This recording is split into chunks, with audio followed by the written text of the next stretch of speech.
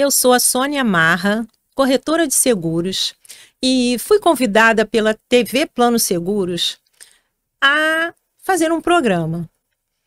Pensei, o que vou fazer nesse programa? Histórias de valor. Imaginei trazer convidados que fosse inspiração para o nosso mercado, que pudesse conversar sobre vida, sobre carreira, sobre espiritualidade, sobre família, sobre sonhos e propósito. Então, esse programa, ele vem com esse viés de trazer pessoas que inspiram, que trazem essas histórias de valor que todo mundo, em algum momento, em alguma fase da vida, passa. E, às vezes, quando a gente escuta uma história que vale muito a pena, ela toca o coração da gente, ela nos mostra uma saída, um caminho, uma reflexão, uma inspiração. E foi com esse sentimento que eu aceitei esse convite, esse desafio de estar aqui nesse programa, que é pura inspiração e que vai trazer sempre uma pessoa muito especial. Hoje é o nosso primeiro programa. E para esse primeiro momento tão desafiador, eu pensei, tem que ser alguém assim muito especial na minha vida, muito especial para o mercado, muito especial para as pessoas que convivem com ela.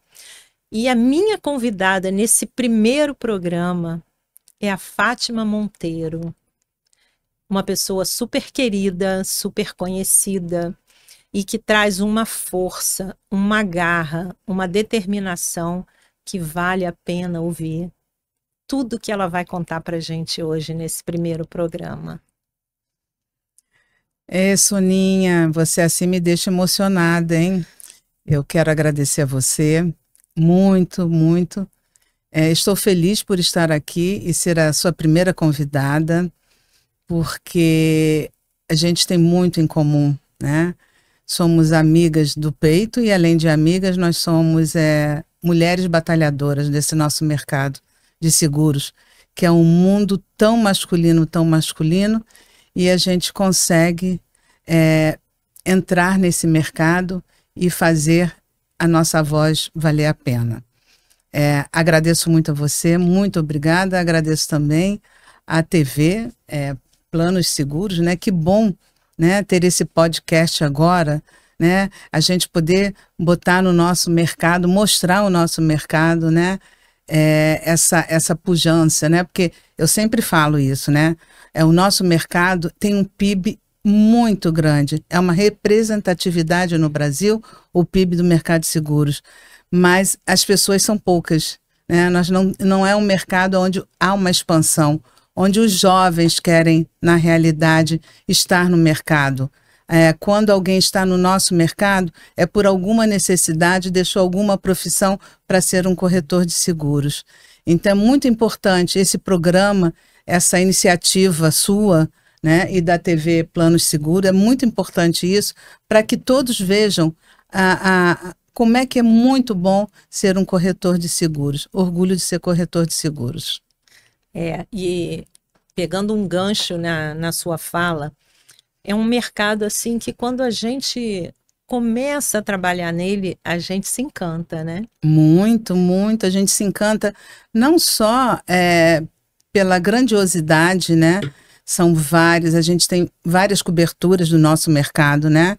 Mas para mim uma das mais importantes, né, é a proteção familiar. Eu acho assim muito importante e no Brasil, infelizmente, a gente é muito pouco difundida. As pessoas não entendem, chamam seguro de vida, não entendem isso como uma proteção familiar, né? E eu acho muito importante, o corretor de seguros, ele chega para uma família para proteger a família, né? Sim. E essa importância de você chegar, você ser um consultor para essa família e mostrar da necessidade, o quanto que vai ser necessário, né, em algum momento da vida, você ter uma proteção familiar, é uma importância grandiosa. E o corretor de seguro faz esse papel. E falando um pouquinho de vida, né? Eu acho que tem fases que a gente passa que são muito, muito difíceis. Muito. E enfrentar como Fátima, na sua vida, lida com as dificuldades e as fases difíceis, né? Podemos dizer assim, essa que você está passando agora, Sim. né? A gente entende que desafios diversos nos abalam, mas a gente tem Sim. força. Agora, tem alguns desafios que esses são, assim, inimagináveis. Soninha. Uhum. O que eu sempre digo é o seguinte, né? Você nunca pode perder a sua fé. A gente está aqui de passagem. E a nossa passagem é muito curta. Muito curta. E você precisa ter fé, porque para você ter garra, você tem que ter fé. Você tem que acreditar que existe um ser maior e que a gente está aqui cumprindo uma missão. Ninguém está aqui a passeio, ninguém veio aqui a passeio. A partir do momento em que você é gerado, já existe uma vida para você seguir, né? E essa fé é que te leva, que te move. E você não pode perder a esperança. Porque cada dia é um presente de Deus. Cada dia que você acorda, que você abre seus olhos, né? E você entende que Deus está te dando essa chance de você poder, né, estar trabalhando, de você poder estar ajudando as outras pessoas, de você poder, de alguma forma, estar passando por esse, eu digo assim, por essa passagem, né? Vocês sabem, posso falar aqui sem problema algum, né? Que tem 30 dias que eu perdi a minha filha, eu digo que é minha princesa maior, porque eu tenho 3 filhos, você sabe disso, e a minha filha mais velha, em 2018, ela foi diagnosticada com ela. Ela é esclerose lateral amiotrófica. Minha filha sempre foi uma criança modelo. Eu digo que ela foi assim, aquela criança que não precisava chamar atenção, não precisava mandar estudar. Muito jovem ela foi embora, foi fazer universidade fora do Brasil, fez a vida dela fora do Brasil e tinha uma vida bem resolvida, né? Fez a universidade, tinha a família dela, né? 2 filhos lindos, maravilhosos. Em 2018 ela foi diagnosticada com a esclerose lateral amiotrófica, e a gente tem 2 anos, 2 anos exatamente, 2 anos e meio, nós conseguimos trazê-la para o Brasil, porque ela já não andava, não falava, não se movia, e só escrevia através de um computador chamado Toby, onde ela escrevia com os olhos. Ela se comunicava escrevendo nesse computador com os olhos. E eu enfrentei, foram 7 anos, os médicos deram somente 3 anos de vida para ela. E ela viveu 7 anos. E todo dia eu acordava, eu nunca reclamei, eu sempre agradecia a Deus. Eu agradecia pela minha filha estar viva. Eu falava, Deus, muito obrigada, minha filha está viva, e ela está lutando, ela quer viver. Então foi muito assim, muito forte, né? E eu precisava trabalhar, né? Até porque a gente passa a ter mais despesas e, né, precisava trabalhar. E eu sempre estava ao lado dela, dos meus netos também. Mas, infelizmente, no mês passado, ela veio a falecer. E eu fiquei pensando, quando ela faleceu, na manhã do dia do falecimento dela, eu estive com ela. E ela olhou para mim, ela já não falava, né? Olhou para mim e, tipo assim, falando com os olhos, mãe, eu te amo. E eu falei para ela, ô filha, nós vamos ali em casa pegar a sua comida, pegar o seu remédio, que vai trazer aqui para a UTI. E ela começou a chorar. Eu falei, chora não, filha, chora não.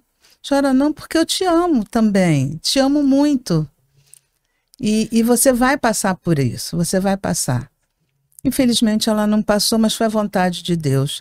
Então aí que eu falo para você que tem que ter a fé, Soninha. Sim. Porque se você não tem a fé, o tempo dela foi embora. Deus sabia o tempo que ela tinha que viver Ela viveu 7 anos depois do diagnóstico da doença. Então, ela precisava ir embora e cumpriu a passagem dela aqui na nossa terra.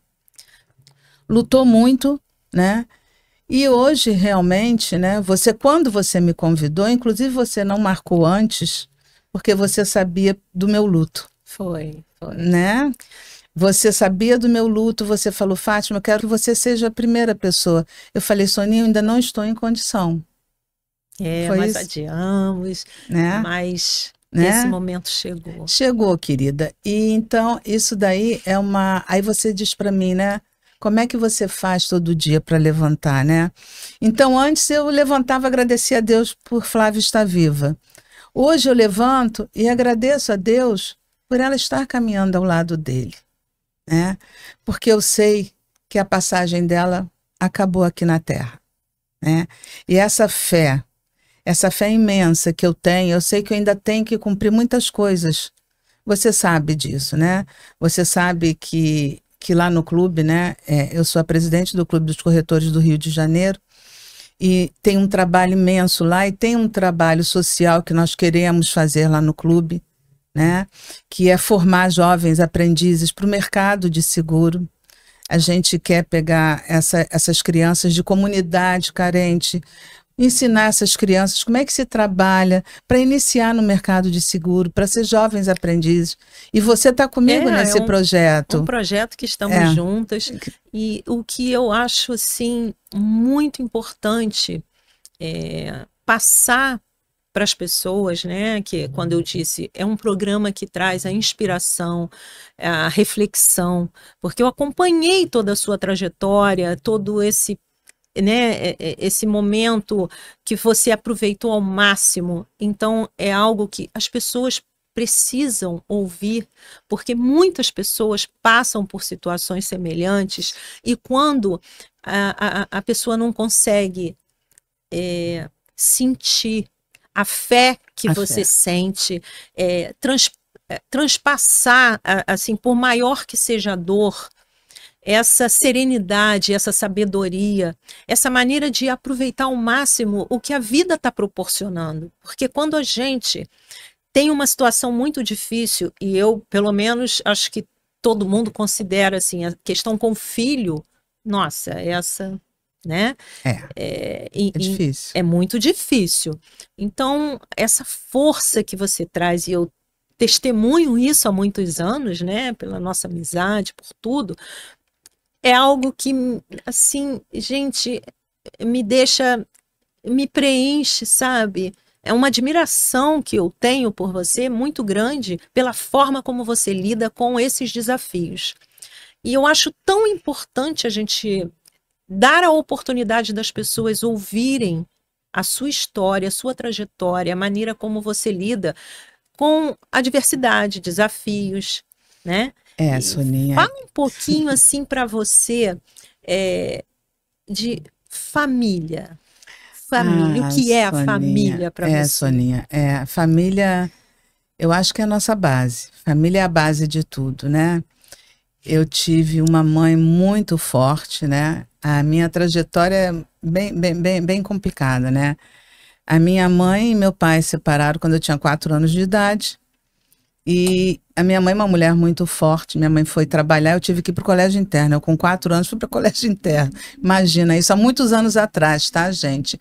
Porque eu digo que eu sou conservada no formol, né? Eu não tenho medo de dizer a minha idade, não. Eu tenho 71 anos. Então, eu digo sempre que eu sou conservada no formol. E imagina isso há tantos anos atrás, como era estranho, né? Uma criança ir para um colégio interno que, né? não era fácil. Mas eu tive uma mãe muito forte, então foi minha base familiar, minha mãe. O meu pai também sempre estava por perto, né? E ela me criou para poder a diversidade. Então, eu posso dizer o seguinte, que desde os 4 anos de idade que eu enfrento a diversidade, né? Daí vem essa força toda, né? Daí vem essa força, vem essa força. E já vem da ancestralidade, já. Com todos esses desafios tão cedo. Isso. Então, e aí teve, né? Eu fiz faculdade eu tenho comunicação social, mas eu tenho habilitação em jornalismo e relações públicas, né? E eu fiz a faculdade, mas tive que trabalhar, então eu trabalhava. E aí a primeira diversidade, fui trabalhar no banco, era o Banerj, Banco do Estado do Rio de Janeiro. Gente, muito antigo isso, tá?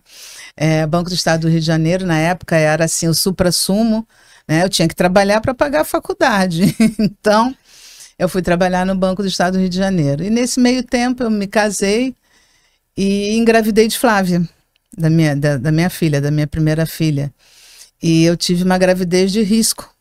E nessa época eu já estava formada e eu trabalhava no banco e trabalhava também numa agência de publicidade. Mas eu queria ficar na agência de publicidade. O banco era para pagar minhas contas, né? Mas o meu sonho era ficar dentro da agência de publicidade. E aí o médico falou para mim, você não pode, você vai ter que escolher, você não pode ficar para lá e para cá, porque eu entrava às 7 horas do banco, saía 1 hora, saía correndo do banco, ia para a agência de publicidade, chegava 1h30 na agência de publicidade, ficava até 10 horas da noite, nessa correria toda. Ele falou, não, você tem que escolher, você vai ter que escolher. E aí eu tive que escolher o quê? A gente que não tem mãe rica, nem pai rico, tem que escolher o quê? Eu tenho que ficar no banco, o banco é que me pagava. Na época eu ganhava 16 salários, gente do céu. Eu já era caixa no banco, né? E tive que escolher no banco, né? E Flávia me fez fazer essa opção, né? E aí a vida continuou. Aí dentro do banco eu comecei a fazer carreira dentro do banco. E também dava aula, porque como eu já estava formada em comunicação, então eu dava aula à noite na assessoria de comunicação social do banco. Então tinha toda a noite, era ali onde era o IRB, como é que é o nome aquela avenida aqui no Rio, uma avenida grande, bonita, edifício era ali, chamava a gerência de comunicação social e dava aula à noite lá. Então eu sempre fui assim, nunca me contentei em ter uma coisa só, então dava. E aí, como é que eu vim para o mercado de seguro? Eu já estava no banco há muitos anos, eu já era gerente de agência, e aí tinha a Banerj Seguros. E a Banerj Seguros, então a gente trabalhava lá no banco, vendia, o cliente queria um segurinho, a gente dava o cliente. E aí a gente passou a ter metas de seguro. A Banerj Seguros começou não, vocês agora têm meta, o gerente tem meta. Como eu nunca me contentei em trabalhar com aquilo que eu não entendo, que eu não tenho conhecimento, eu falei, bom, já que então é assim, eu vou estudar, vou fazer a Funenseg. Naquela época era Funenseg, agora é ANS, né? Escola Nacional de Seguros. Naquela época era Funenseg, Fundação Nacional Escola de Seguros, né? Era isso? Agora é a Escola de Negócios Escola de Negócios e Seguros, E aí eu fui estudar. Eu trabalhava o dia inteiro no banco e à noite eu ia para a Funenseg para estudar. E comecei a gostar. E o que aconteceu? Eu acabei, né? Passei, a gente faz as provas, passa. Eu não podia ainda exercer a minha profissão de corretora porque eu trabalhava num banco estatal. Então não podia, né? Então tive que guardar lá meu diplominha, né? Mas assim que saiu de lá... Mas assim, aí eu comecei a planejar, aí é que eu falo a importância do planejamento. Como é importante o planejamento. É o plano B, né? O chamado plano B. Na realidade, passou a ser até um plano especial, né? Porque eu comecei a planejar, eu já estava para me aposentar, que naquela época a gente se aposentava com 25 anos de serviço, eu comecei a trabalhar com 18, então não tinha problema, com 18 eu fiz a prova para o Banerj, passei e comecei a trabalhar. E eu fui, entendeu? Então, já faltavam 2 anos, quando eu me formei na Funenseg, faltavam 2 anos para eu me aposentar. E eu comecei a planejar minha vida, né? Eu falei assim, gente, eu vou me aposentar nova. Eu vou fazer o que da minha vida? Eu vou ficar em casa? Não vou ficar em casa.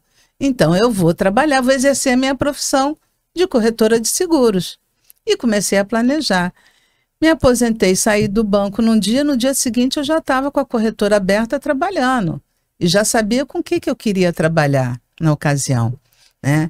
Porque como eu trabalhava no banco, chama-se garantia de obrigações contratuais. Então, seguro garantia. porque eu tinha vários segurados meus que eram fornecedores para o Estado, para o município, para a União, e naquela época era fiança bancária. E o que que acontecia, gente? Ninguém sabia trabalhar com seguro-garantia naquela época. Isso, se vão 27 anos atrás, isso já tem 27 anos. Ninguém sabia trabalhar com seguro-garantia. Eu falei, gente, eu tenho um filão de mercado para eu trabalhar. É aqui que eu quero trabalhar. E eu comecei a trabalhar com seguro-garantia.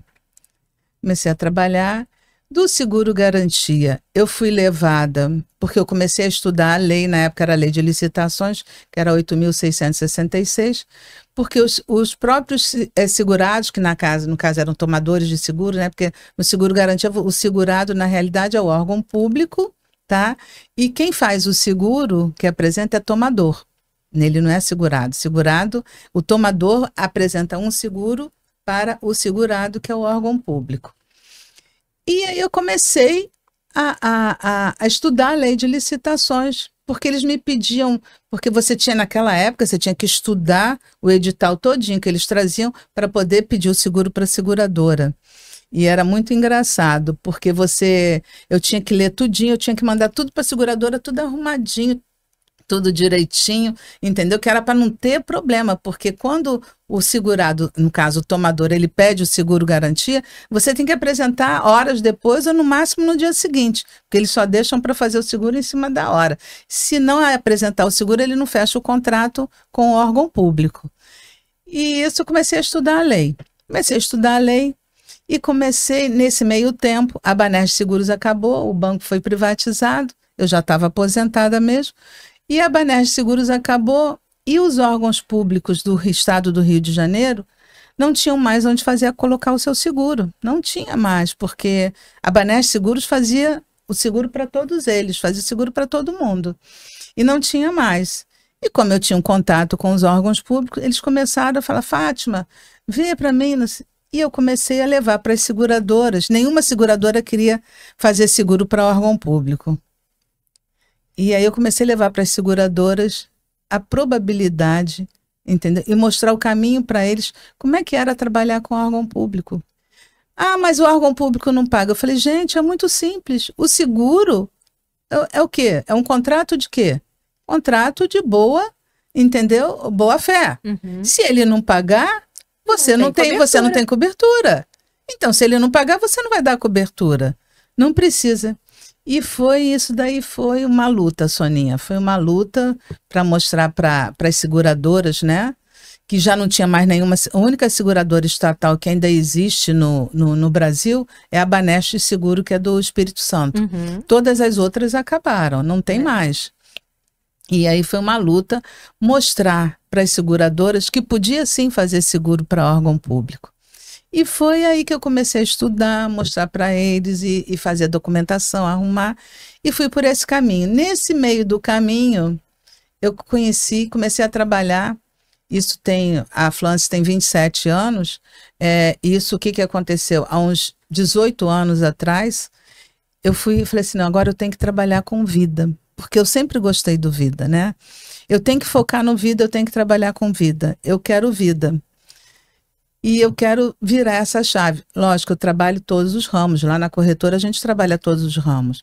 Que vai do aeronáutico, entendeu? Até o vida, o garantia, a gente trabalha com todos os ramos.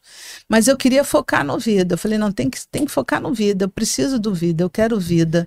E quando você decidiu focar no vida, você já estava com quantos anos na corretora? A corretora já estava com 8 anos, mais ou menos. Que bom. 8 anos. A corretora já tinha 8 anos. E você conseguiu, trabalhando com vida, desenvolver projetos assim, maravilhosos. Isso, né? maravilhosos. Hoje a gente tem um projeto, a gente trabalha muito com policiais militares no Brasil todo. E hoje a gente tem um projeto chamado Polícia Protegida, que você conhece, né? Que é uma luta muito grande para a gente mostrar para os policiais a necessidade deles terem um seguro, né? E aí quando eu falo do mundo masculino, eu não falo não só nosso mundo masculino com relação aos nossos pares, né? Os nossos pares corretores, né? Não falo só com isso, eu falo com relação também, é um mundo masculino aonde nós estamos inseridos com o projeto Polícia Protegida, aonde é muito engraçado, a gente faz palestras, nós vamos aos batalhões, hoje a FLAN está dentro do intranet da Polícia Militar do Rio de Janeiro, nós estamos dentro do intranet da Polícia Militar, nós trabalhamos também com a CEAP, que é a polícia carcerária, né? Trabalhamos também com os bombeiros, né? Trabalhamos na Polícia Civil também. E aí, quando a gente vai fazer palestras, né? Principalmente na Polícia Militar do Rio de Janeiro, a FLAN está dentro da intranet deles e nós temos autorização para ir nos batalhões fazer palestras. E quando nós vamos fazer palestras, o que mais a gente ouve dos meninos, né? Não, eu vou morrer, vou deixar dinheiro para o Ricardão? Para que eu vou deixar dinheiro para o Ricardão? Eu não quero deixar dinheiro para o Ricardão. Ricardão